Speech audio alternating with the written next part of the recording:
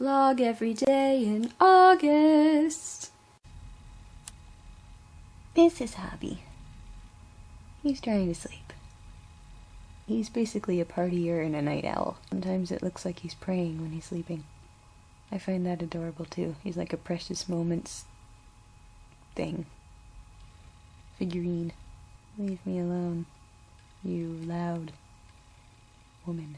Chinchillas are great pets. You can't really pick them up and cuddle them. They're not like cats, although a lot of cats I've known don't want to be picked up and cuddled either. It took my chinchilla about a year, but now he hops in my lap, and sometimes he'll even crawl up my chest, and once he actually got on my shoulder.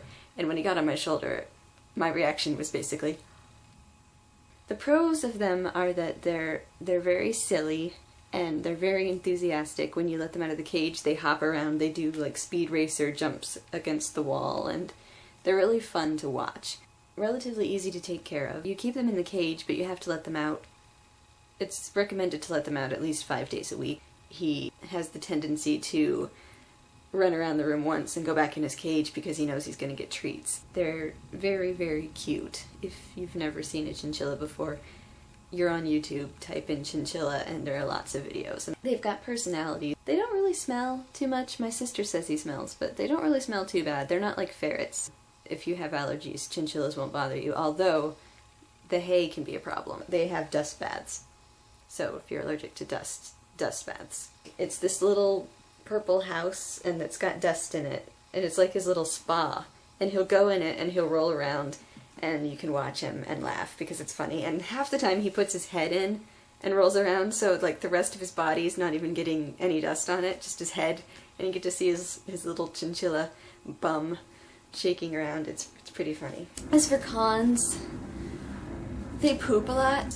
They're like poop machine. The good thing about their poop, though, it's a pro of a con, is that it's not messy. It's not a huge, massive, oh my god, clear the area, clean up, like when a dog poops. They chew a lot because they've got big teeth and they're always growing, so you have to be willing to watch them when they run around. They will go after books, anything wooden. They will sometimes go after electrical cords, but luckily my chinchilla doesn't really have too much of an interest in electrical cords. He mostly likes wood, which is, I'm very grateful that he mostly likes wood. But their teeth are constantly growing, so you have to get them hay because it helps with their back teeth, which are also constantly growing. The wood helps their front teeth. The hay helps their back teeth. So now I get him hay cubes. He just woke up like, oh, you're giving me a hay cube? And they're like little cubes of hay, obviously. They're good for his teeth in two ways, because he'll chew down and it's kind of hard, so it helps his front teeth, and then when he's like gnawing it, it goes into the back, so it helps all of his teeth. His treats are these dandelion drops, and he's obsessed with them. They don't really bite too much.